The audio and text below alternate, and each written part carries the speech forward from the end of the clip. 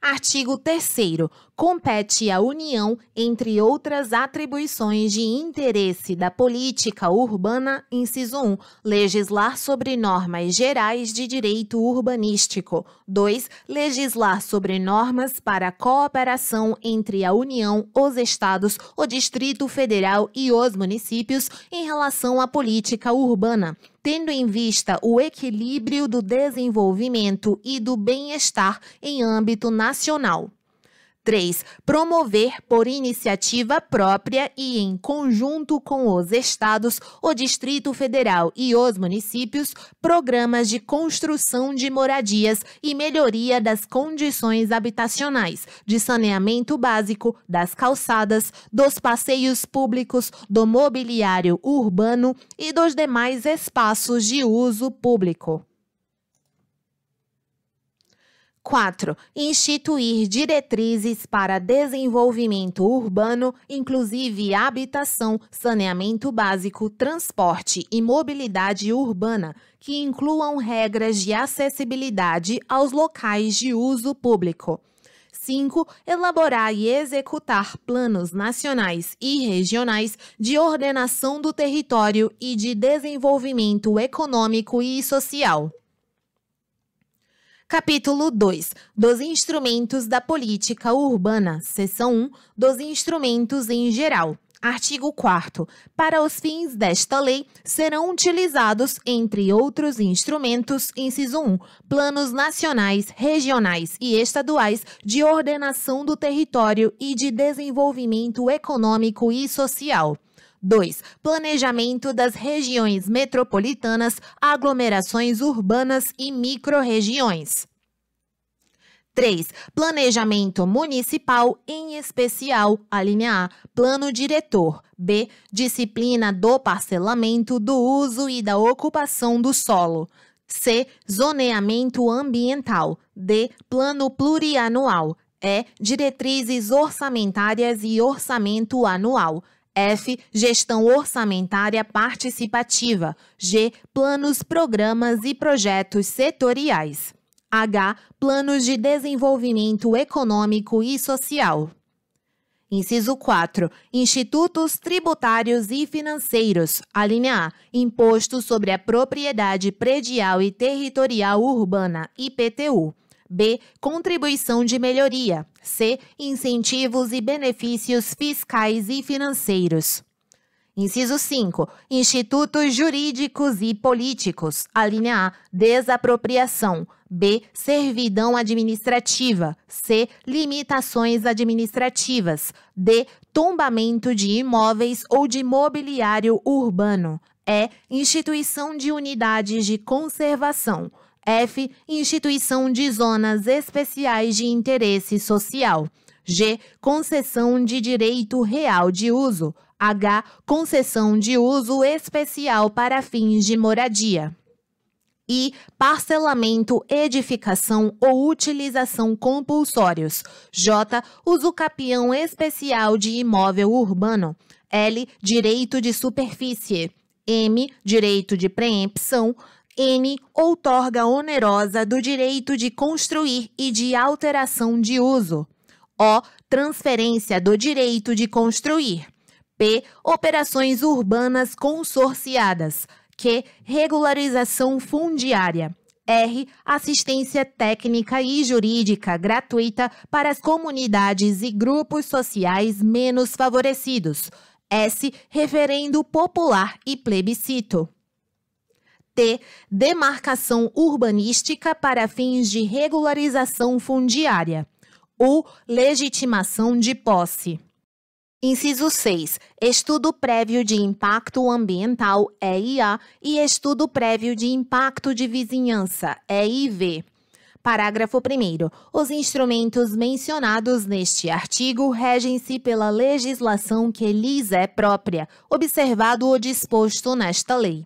Segundo, nos casos de programas e projetos habitacionais de interesse social desenvolvidos por órgãos ou entidades da administração pública com atuação específica nessa área, a concessão de direito real de uso de imóveis públicos poderá ser contratada coletivamente. Terceiro, os instrumentos previstos neste artigo que demandam dispêndio de recursos por parte do poder público municipal devem ser objeto de controle social, garantida a participação de comunidades, movimentos e entidades da sociedade civil. Seção 2 do parcelamento, edificação ou utilização compulsórios. Artigo 5º. Lei municipal específica para a área incluída no plano diretor poderá determinar o parcelamento, a edificação ou a utilização compulsórios do solo urbano não edificado, subutilizado ou não utilizado, devendo fixar as condições e os prazos para a implementação da referida obrigação. Parágrafo 1º. Considera-se subutilizado o imóvel, inciso 1, cujo aproveitamento seja inferior ao mínimo definido no plano diretor ou em legislação dele decorrente. 2. Vetado. Parágrafo 2º. O proprietário será notificado pelo Poder Executivo Municipal para o cumprimento da obrigação, devendo a notificação ser averbada no cartório de registro de imóveis. Terceiro, a notificação far-se-á, inciso 1, por funcionário do órgão competente do Poder Público Municipal ao proprietário do imóvel ou, no caso de este ser pessoa jurídica, a quem tenha poderes de gerência geral ou administração. 2. Por edital, quando frustrada por 3 vezes a tentativa de notificação na forma prevista pelo inciso 1. Parágrafo 4º. Os prazos a que se refere o caput não poderão ser inferiores a, inciso 1, 1 ano a partir da notificação para que seja protocolado o projeto no órgão municipal competente. 2. 2 anos a partir da aprovação do projeto para iniciar as obras do empreendimento. Parágrafo 5º. Em empreendimentos de grande porte em caráter excepcional, a lei municipal específica a que se refere o caput poderá prever a conclusão em etapas, assegurando-se que o projeto aprovado compreenda o empreendimento como um todo. Artigo 6º. A transmissão do imóvel por ato inter vivos ou causa-mortis, posterior à data da notificação, transfere as obrigações de parcelamento, edificação ou utilização previstas no artigo 5º desta lei, sem interrupção de quaisquer prazos. Seção 3 do IPTU progressivo no tempo. Artigo 7º. Em caso de descumprimento das condições e dos prazos previstos na forma do caput do artigo 5º desta lei, ou não sendo cumpridas as etapas previstas no parágrafo 5º do artigo 5º desta lei, o município procederá à aplicação do Imposto sobre a Propriedade Predial e Territorial Urbana, IPTU, progressivo no tempo, mediante a majoração da alíquota pelo prazo de 5 anos consecutivos. Parágrafo 1º. O valor da alíquota a ser aplicado a cada ano será fixado na lei específica a que se refere o caput do artigo 5º desta lei, e não excederá a 2 vezes o valor referente ao ano anterior, respeitada a alíquota máxima de 15%. Segundo, caso a obrigação de parcelar, edificar ou utilizar não esteja atendida em 5 anos, o município manterá a cobrança pela alíquota máxima até que se cumpra a referida obrigação, garantida a prerrogativa prevista no artigo 8º. Terceiro, é vedada a concessão de isenções ou de anistia relativas à tributação progressiva de que trata este artigo. Seção 4 da desapropriação com pagamento em títulos. Artigo 8º. Decorridos 5 anos de cobrança do IPTU progressivo sem que o proprietário tenha cumprido a obrigação de parcelamento, edificação ou utilização, o município poderá proceder à desapropriação do imóvel com pagamento em títulos da dívida pública. Parágrafo 1º. Os títulos da dívida pública terão prévia aprovação pelo Senado Federal e serão resgatados no prazo de até 10 anos, em prestações anuais iguais e sucessivas, assegurados o valor real da indenização e os juros legais de 6% ao ano. Segundo, o valor real da indenização, inciso 1, refletirá o valor da base de cálculo do IPTU, descontado o montante incorporado em função de obras realizadas pelo poder público na área onde o mesmo se localiza após a notificação de que trata o parágrafo 2º do artigo 5º desta lei. 2. Não computará expectativas de ganhos, lucros cessantes e juros compensatórios. Parágrafo 3º. Os títulos de que trata este artigo não terão poder liberatório para pagamento de tributos. 4º. O município procederá ao adequado aproveitamento do imóvel no prazo máximo de 5 anos, contado a partir da sua incorporação ao patrimônio público. 5º, o aproveitamento do imóvel poderá ser efetivado diretamente pelo poder público ou por meio de alienação ou concessão a terceiros, observando-se, nesses casos, o devido procedimento licitatório. 6º, ficam mantidas para o adquirente de imóvel, nos termos do parágrafo 5º, as mesmas obrigações de parcelamento, edificação ou utilização previstas no artigo 5º desta lei. Seção 5 da uso capião especial de imóvel urbano. Artigo 9º. Aquele que possuir como sua área ou edificação urbana de até 250 metros quadrados por 5 anos, ininterruptamente e sem oposição, utilizando-a para sua moradia ou de sua família, adquirir-lhe-á o domínio, desde que não seja proprietário de outro imóvel urbano ou rural. Parágrafo 1º. O título de domínio será conferido ao homem ou à mulher, ou a ambos, independentemente do estado civil. Segundo, o direito de que trata este artigo não será reconhecido ao mesmo possuidor mais de uma vez. Terceiro, para os efeitos deste artigo, o herdeiro legítimo continua de pleno direito à posse de seu antecessor, desde que já resida no imóvel por ocasião da abertura da sucessão.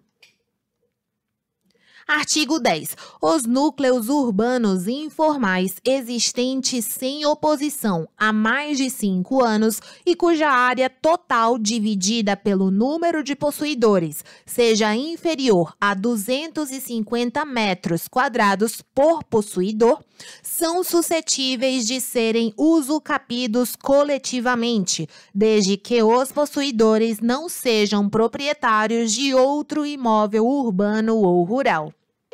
Parágrafo 1º.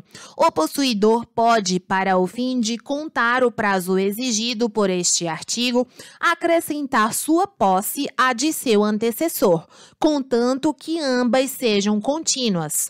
Segundo, a usucapião especial coletiva de imóvel urbano será declarada pelo juiz, mediante sentença, a qual servirá de título para registro no cartório de registro de imóveis. Terceiro, na sentença, o juiz atribuirá igual fração ideal de terreno a cada possuidor, independentemente da dimensão do terreno que cada um ocupe, salvo hipótese de acordo escrito entre os condôminos, estabelecendo frações ideais diferenciadas. Quarto, o condomínio especial constituído é indivisível, não sendo passível de extinção, salvo deliberação favorável tomada por, no mínimo, 2/3 dos condôminos, no caso de execução de urbanização posterior à constituição do condomínio. Quinto, as deliberações relativas à administração do condomínio especial serão tomadas por maioria de votos dos condôminos presentes, obrigando também os demais, discordantes ou ausentes. Artigo 11. Na pendência da ação de uso capião especial urbana, ficarão sobrestadas quaisquer outras ações petitórias ou possessórias que venham a ser propostas relativamente ao imóvel uso capiendo. Artigo 12. São partes legítimas para a propositura da ação de uso capião especial urbana, inciso 1, o possuidor isoladamente ou em litisconsórcio originário ou superveniente. 2. Os possuidores em estado de composse. 3. Como substituto processual, a associação de moradores da comunidade, regularmente constituída, com personalidade jurídica, desde que explicitamente autorizada pelos representados. Parágrafo 1º. Na ação de uso capião especial urbana, é obrigatória a intervenção do Ministério Público. Segundo, o autor terá os benefícios da justiça e da assistência judiciária gratuita, inclusive perante o cartório de registro de imóveis. Artigo 13. A uso capião especial de imóvel urbano poderá ser invocada como matéria de defesa, valendo a sentença que a reconhecer como título para registro no cartório de registro de imóveis. Artigo 14. Na ação judicial de uso capião especial de imóvel urbano, o rito processual a ser observado é o sumário. Seção 6. Toda vetada. Seção 7. Do direito de superfície. Artigo 21. O proprietário urbano poderá conceder a outrem o direito de superfície do seu terreno, por tempo determinado ou indeterminado, mediante escritura pública registrada no cartório de registro de imóveis. Parágrafo 1º. O direito de superfície abrange o direito de utilizar o solo, o subsolo ou o espaço aéreo relativo ao terreno, na forma estabelecida no contrato respectivo, atendida a legislação urbanística. Segundo, a concessão do direito de superfície poderá ser gratuita ou onerosa.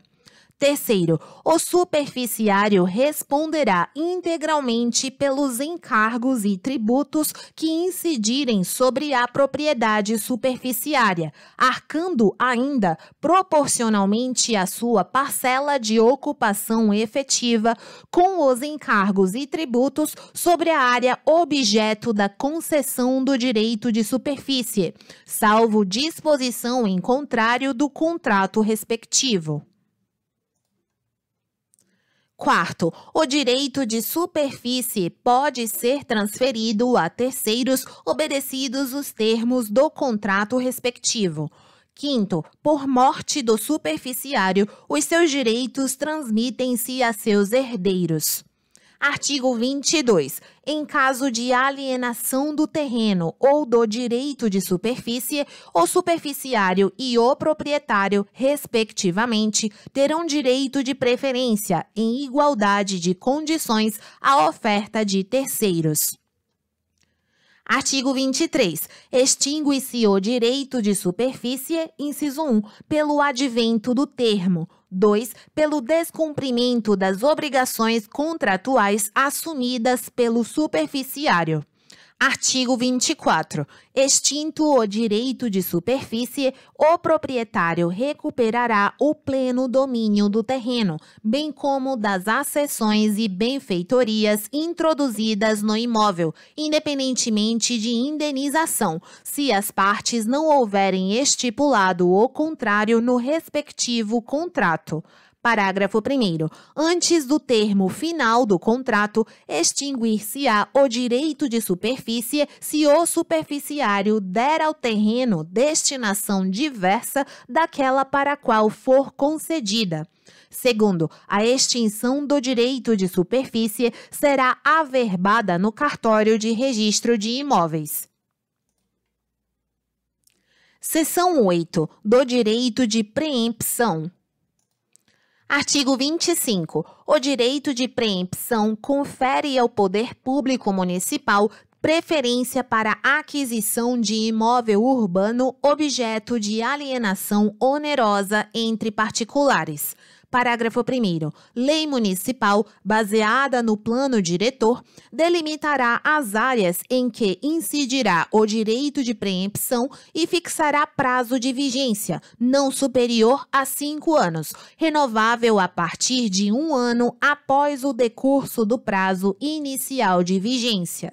Segundo, o direito de preempção fica assegurado durante o prazo de vigência fixado na forma do parágrafo 1º, independentemente do número de alienações referentes ao mesmo imóvel.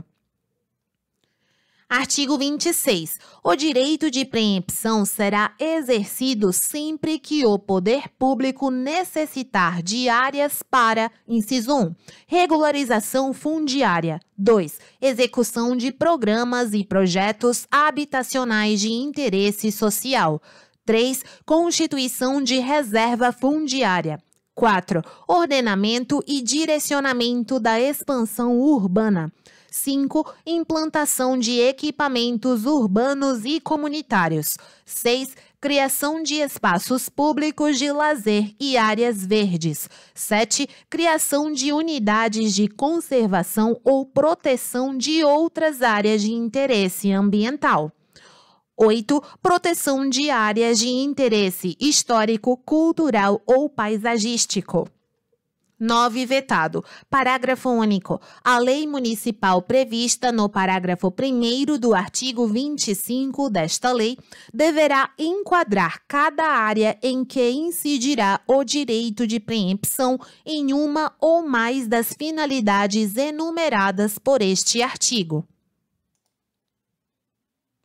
Artigo 27. O proprietário deverá notificar sua intenção de alienar o imóvel para que o município, no prazo máximo de 30 dias, manifeste por escrito seu interesse em comprá-lo. Parágrafo 1º. A notificação mencionada no caput será anexada proposta de compra assinada por terceiro interessado na aquisição do imóvel, da qual constarão preço, condições de pagamento e prazo de validade.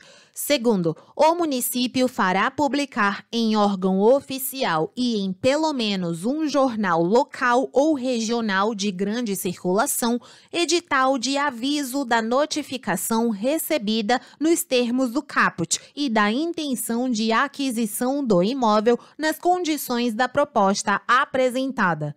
Terceiro, transcorrido o prazo mencionado no caput sem manifestação, fica o proprietário autorizado a realizar a alienação para terceiros, nas condições da proposta apresentada.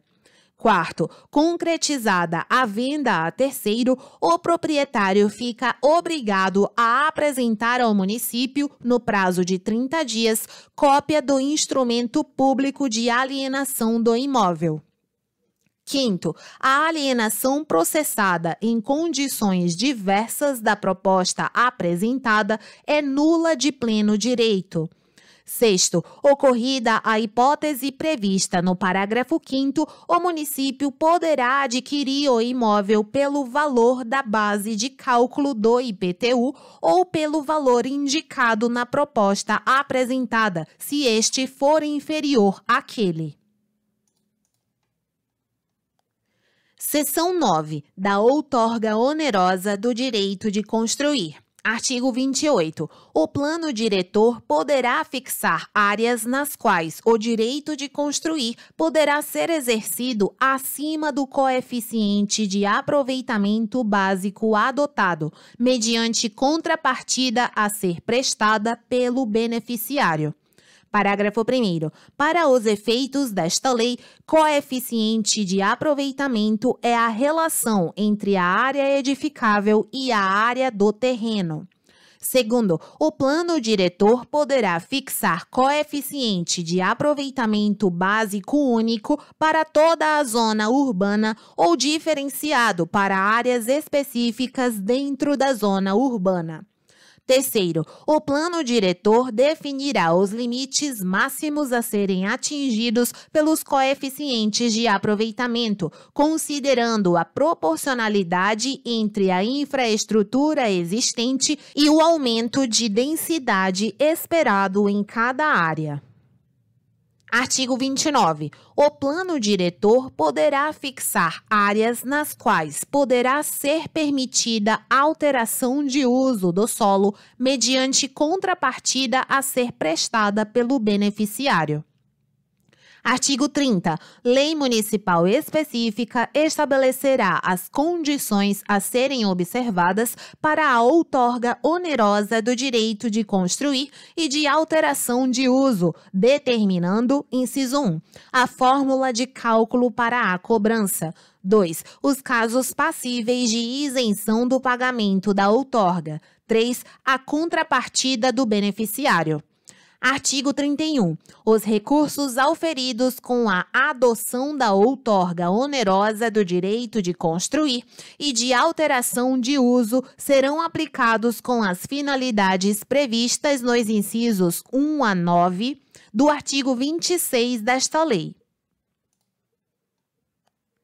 Seção 10. Das operações urbanas consorciadas. Artigo 32. Lei municipal específica, baseada no plano diretor, poderá delimitar área para a aplicação de operações consorciadas. Parágrafo 1º. Considera-se operação urbana consorciada o conjunto de intervenções e medidas coordenadas pelo poder público municipal com a participação dos proprietários, moradores, usuários permanentes e investidores privados, com o objetivo de alcançar em uma área transformações urbanísticas estruturais, melhorias sociais e a valorização ambiental.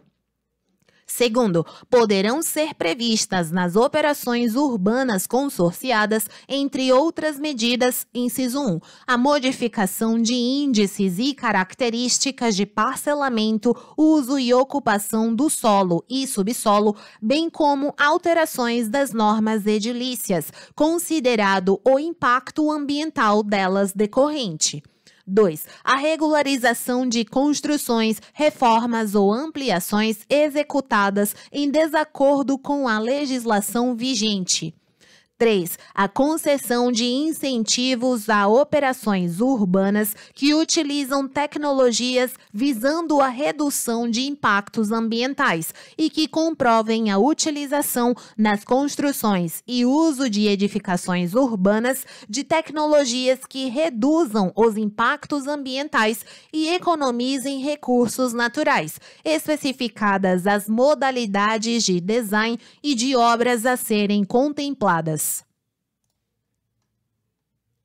Artigo 33. Da lei específica que aprovar a operação urbana consorciada, constará o plano de operação urbana consorciada, contendo, no mínimo, inciso 1, definição da área a ser atingida. 2. Programa básico de ocupação da área. 3. Programa de atendimento econômico e social para a população diretamente afetada pela operação.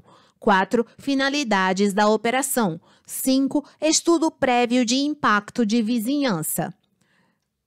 6. Contrapartida a ser exigida dos proprietários, usuários permanentes e investidores privados em função da utilização dos benefícios previstos nos incisos 1, 2 e 3 do parágrafo 2º do artigo 32 desta lei.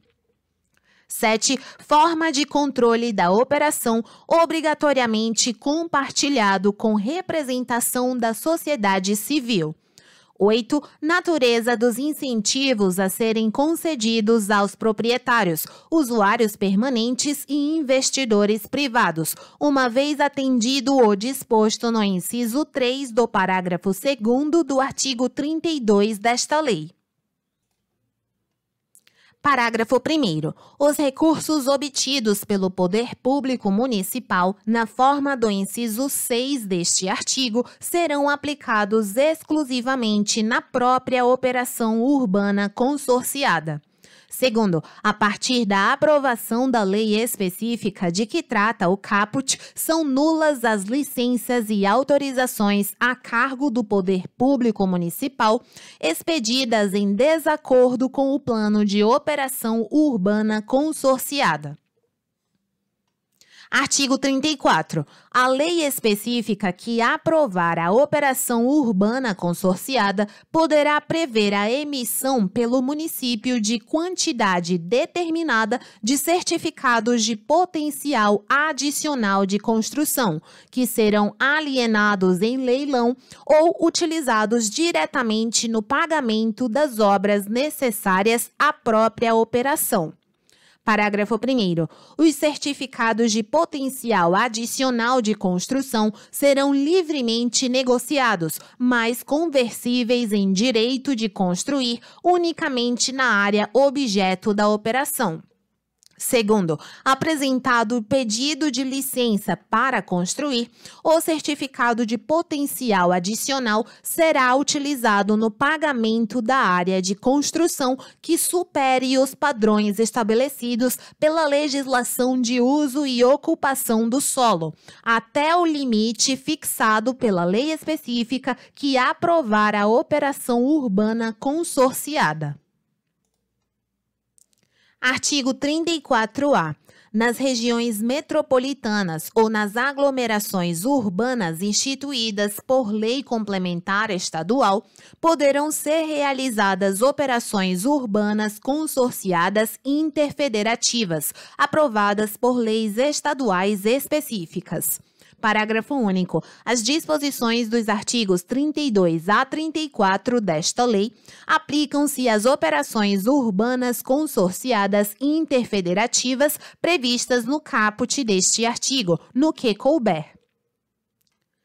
Seção 11 da Transferência do Direito de Construir. Artigo 35. Lei municipal, baseada no plano diretor, poderá autorizar o proprietário de imóvel urbano, privado ou público, a exercer em outro local ou alienar, mediante escritura pública, o direito de construir previsto no plano diretor ou em legislação urbanística dele decorrente, quando o referido imóvel for considerado necessário para fins de inciso 1, implantação de equipamentos urbanos e comunitários. 2. Preservação, quando o imóvel for considerado de interesse histórico, ambiental, paisagístico, social ou cultural.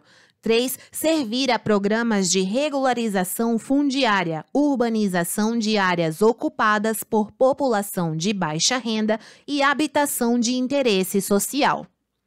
Parágrafo 1º. A mesma faculdade poderá ser concedida ao proprietário que doar ao poder público seu imóvel ou parte dele, para os fins previstos nos incisos 1 a 3 do caput. Segundo, a lei municipal referida no caput estabelecerá as condições relativas à aplicação da transferência do direito de construir.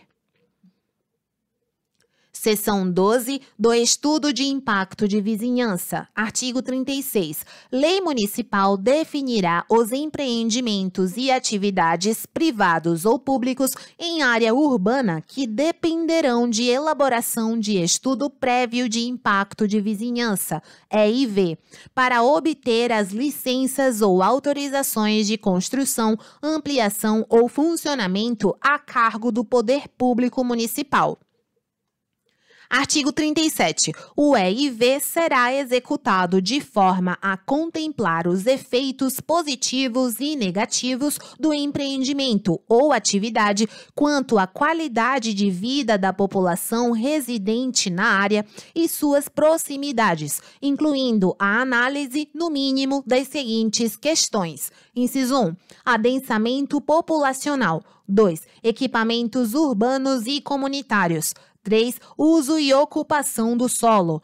4. Valorização imobiliária. 5. Geração de tráfego e demanda por transporte público. 6. Ventilação e iluminação. 7. Paisagem urbana e patrimônio natural e cultural. Parágrafo único. Dar-se-á publicidade aos documentos integrantes do EIV, que ficarão disponíveis para consulta no órgão competente do Poder Público Municipal, por qualquer interessado. Artigo 38. A elaboração do EIV não substitui a elaboração e a aprovação de estudo prévio de impacto ambiental, EIA, requeridas nos termos da legislação ambiental. Capítulo 3 do Plano Diretor. Artigo 39. A propriedade urbana cumpre sua função social quando atende às exigências fundamentais de ordenação da cidade expressas no Plano Diretor, assegurando o atendimento das necessidades dos cidadãos quanto à qualidade de vida, à justiça social e ao desenvolvimento das atividades econômicas, respeitadas as diretrizes previstas no artigo 2º desta lei. Artigo 40. O Plano Diretor, aprovado por lei municipal, é o instrumento básico da política de desenvolvimento e expansão urbana. Parágrafo 1º. O Plano Diretor é parte integrante do processo de planejamento municipal, devendo o plano plurianual, as diretrizes orçamentárias e o orçamento anual incorporar as diretrizes e as prioridades nele contidas. Segundo, o plano diretor deverá englobar o território do município como um todo. Terceiro, a lei que instituir o plano diretor deverá ser revista pelo menos a cada 10 anos. Quarto, no processo de elaboração do plano diretor e na fiscalização de sua implementação, os poderes legislativo e executivo municipais garantirão, inciso 1, a promoção de audiências públicas e debates com a participação da população e de associações representativas dos vários segmentos da comunidade. 2. A publicidade quanto aos documentos e informações produzidos. 3. O acesso de qualquer interessado aos documentos e informações produzidos. Artigo 41. O plano diretor é obrigatório para cidades, inciso 1, com mais de 20 mil habitantes. 2. Integrantes de regiões metropolitanas e aglomerações urbanas. 3. Onde o poder público municipal pretenda utilizar os instrumentos previstos no parágrafo 4º do artigo 182 da Constituição Federal. 4. Integrantes de áreas de especial interesse turístico. 5. Inseridas na área de influência de empreendimentos ou atividades com significativo impacto ambiental de âmbito regional ou nacional. 6. Incluídas no Cadastro Nacional de Municípios com áreas suscetíveis à ocorrência de deslizamentos de grande impacto, inundações bruscas ou processos geológicos ou hidrológicos correlatos. Parágrafo 1º. No caso da realização de empreendimentos ou atividades enquadrados no inciso 5 do caput, os recursos técnicos e financeiros para a elaboração do plano diretor estarão inseridos entre as medidas de compensação adotadas. Segundo, no caso de cidades com mais de 500 mil habitantes, deverá ser elaborado um plano de transporte urbano integrado, compatível com o plano diretor ou nele inserido.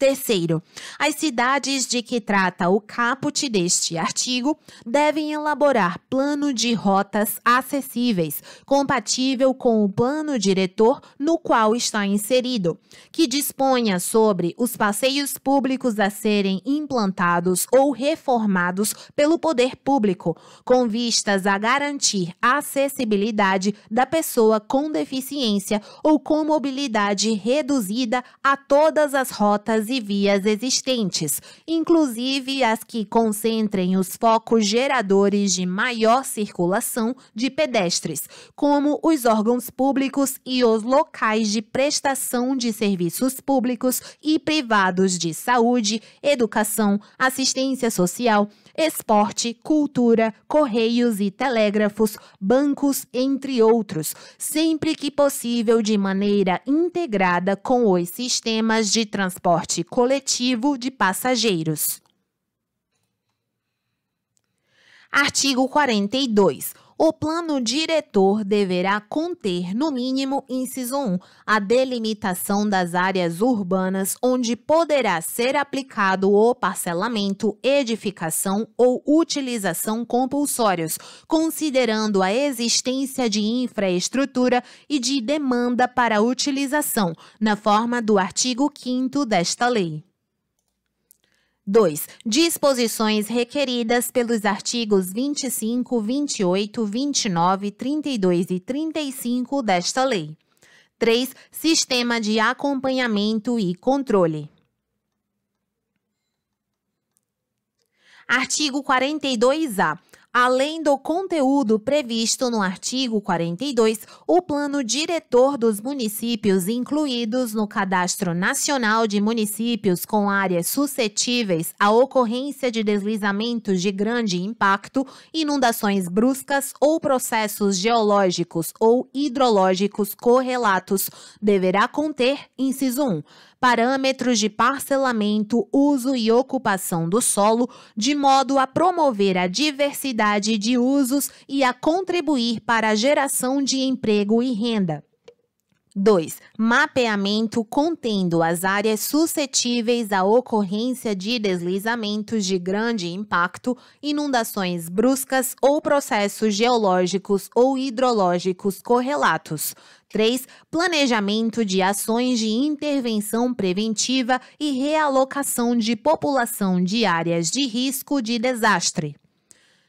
4. Medidas de drenagem urbana necessárias à prevenção e à mitigação de impactos de desastres. E 5. Diretrizes para a regularização fundiária de assentamentos urbanos irregulares, se houver, observadas a Lei 11.977, de 7 de julho de 2009, e demais normas federais e estaduais pertinentes, e previsão de áreas para a habitação de interesse social por meio da demarcação de zonas especiais de interesse social e de outros instrumentos de política urbana, onde o uso habitacional for permitido. 6. Identificação e diretrizes para a preservação e ocupação das áreas verdes municipais, quando for o caso, com vistas à redução da impermeabilização das cidades. Parágrafo 1º. A identificação e o mapeamento de áreas de risco levarão em conta as cartas geotécnicas. Segundo, o conteúdo do plano diretor deverá ser compatível com as disposições insertas nos planos de recursos hídricos, formulados consoante a Lei 9.433, de 8 de janeiro de 1997. Terceiro, os municípios adequarão o plano diretor às disposições deste artigo, por ocasião de sua revisão, observados os prazos legais. Quarto, os municípios enquadrados no inciso 6 do artigo 41 desta lei e que não tenham plano diretor aprovado terão o prazo de 5 anos para o seu encaminhamento para aprovação pela Câmara Municipal. Artigo 42b. Os municípios que pretendam ampliar o seu perímetro urbano após a data de publicação desta lei deverão elaborar projeto específico que contenha, no mínimo, inciso 1, demarcação do novo perímetro urbano. 2. Delimitação dos trechos com restrições à urbanização e dos trechos sujeitos a controle especial em função de ameaça de desastres naturais. 3. Definição de diretrizes específicas e de áreas que serão utilizadas para infraestrutura, sistema viário, equipamentos e instalações públicas, urbanas e sociais. 4. Definição de parâmetros de parcelamento, uso e ocupação do solo, de modo a promover a diversidade de usos e contribuir para a geração de emprego e renda. 5. A previsão de áreas para a habitação de interesse social por meio da demarcação de zonas especiais de interesse social e de outros instrumentos de política urbana, quando o uso habitacional for permitido. 6. Definição de diretrizes e instrumentos específicos para a proteção ambiental e do patrimônio histórico e cultural. E 7. Definição de mecanismos para garantir a justa distribuição dos ônus e benefícios decorrentes do processo de urbanização do território de expansão urbana e a recuperação para a coletividade da valorização imobiliária resultante da ação do poder público. Parágrafo 1º. O projeto específico de que trata o caput deste artigo deverá ser instituído por lei municipal e atender às diretrizes do plano diretor, quando houver. Segundo, quando o plano diretor contemplar as exigências estabelecidas no caput, o município ficará dispensado da elaboração do projeto específico de que trata o caput deste artigo. Terceiro, a aprovação de projetos de parcelamento do solo no novo perímetro urbano ficará condicionada à existência do projeto específico e deverá obedecer às suas disposições. Capítulo 4. Da gestão democrática da cidade. Artigo 43. Para garantir a gestão democrática da cidade, deverão ser utilizados, entre outros, os seguintes instrumentos. Inciso 1. Órgãos colegiados de política urbana nos níveis nacional, estadual e municipal. 2. Debates, audiências e consultas públicas. 3. Conferências sobre assuntos de interesse urbano nos níveis nacional, estadual e municipal. 4. Iniciativa popular de projeto de lei e de planos, programas e projetos de desenvolvimento urbano. Artigo 44. No âmbito municipal, a gestão orçamentária participativa de que trata a alínea F do inciso 3 do artigo 4º desta lei incluirá a realização de debates, audiências e consultas públicas sobre as propostas do Plano Plurianual, da Lei de Diretrizes Orçamentárias e do Orçamento Anual, como condição obrigatória para sua aprovação pela Câmara Municipal.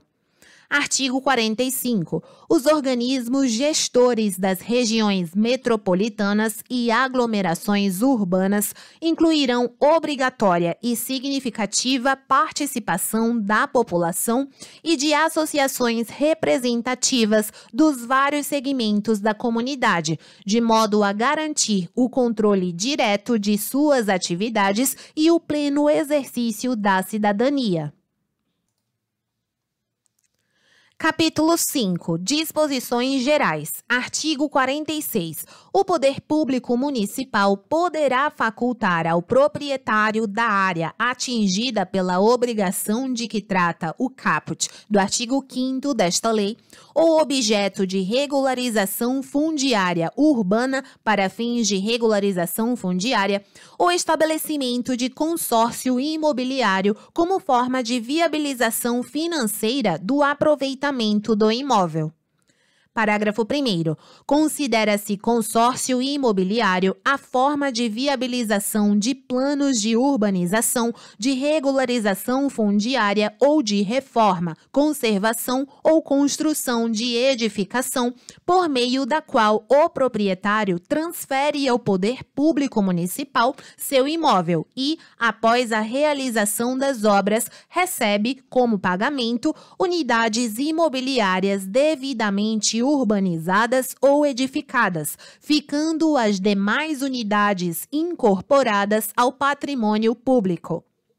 Segundo, o valor das unidades imobiliárias a serem entregues ao proprietário será correspondente ao valor do imóvel antes da execução das obras.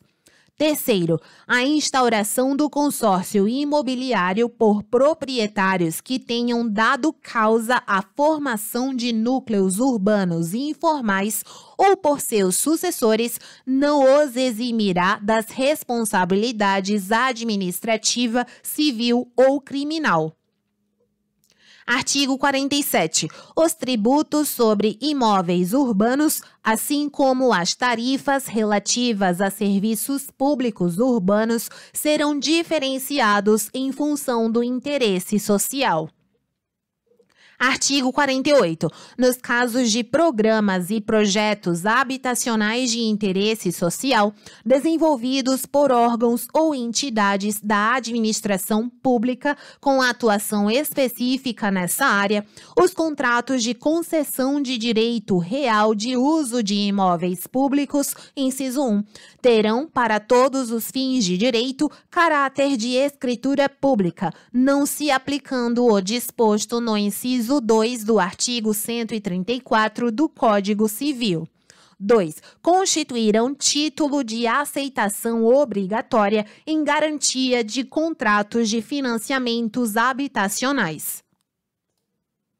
Artigo 49. Os estados e municípios terão o prazo de 90 dias a partir da entrada em vigor desta lei para fixar prazos por lei para a expedição de diretrizes de empreendimentos urbanísticos, aprovação de projetos de parcelamento e de edificação, realização de vistorias e expedição de termo de verificação e conclusão de obras. Parágrafo único. Não sendo cumprida a determinação do caput, fica estabelecido o prazo de 60 dias para a realização de cada um dos referidos atos administrativos, que valerá até que os estados e municípios disponham em lei de forma diversa.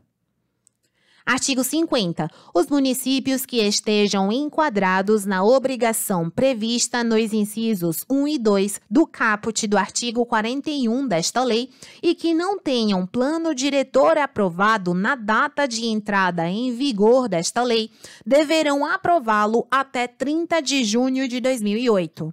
Artigo 51. Para os efeitos desta lei, aplicam-se ao Distrito Federal e ao governador do Distrito Federal as disposições relativas, respectivamente, a município e a prefeito. Artigo 52. Sem prejuízo da punição de outros agentes públicos envolvidos e da aplicação de outras sanções cabíveis, o prefeito incorre em improbidade administrativa nos termos da Lei 8.429, de 2 de junho de 1992, quando: inciso 1, vetado. 2, deixar de proceder, no prazo de 5 anos, o adequado aproveitamento do imóvel incorporado ao patrimônio público, conforme o disposto no parágrafo 4º do artigo 8º desta lei. 3. Utilizar áreas obtidas por meio do direito de preempção em desacordo com o disposto no artigo 26 desta lei. 4. Aplicar os recursos auferidos com a outorga onerosa do direito de construir e de alteração de uso em desacordo com o previsto no artigo 31 desta lei. 5. Aplicar os recursos auferidos com operações consorciadas em desacordo com o previsto no parágrafo 1º do artigo 33 desta lei.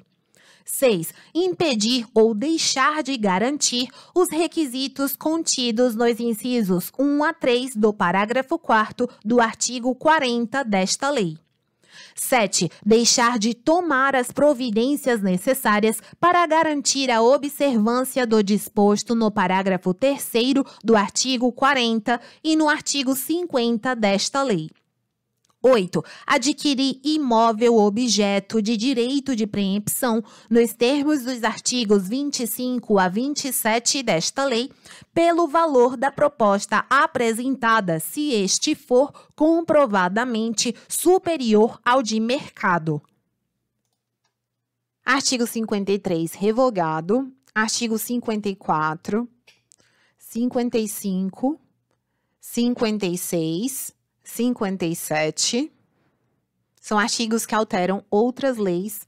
Artigo 57-A. A operadora ferroviária, inclusive metroferroviária, poderá constituir o direito real de laje de que trata a Lei 10.406, de 10 de janeiro de 2002, Código Civil, e o de superfície de que trata esta lei, sobre ou sob a faixa de domínio de sua via férrea, observado o plano diretor e o respectivo contrato de outorga com o poder concedente.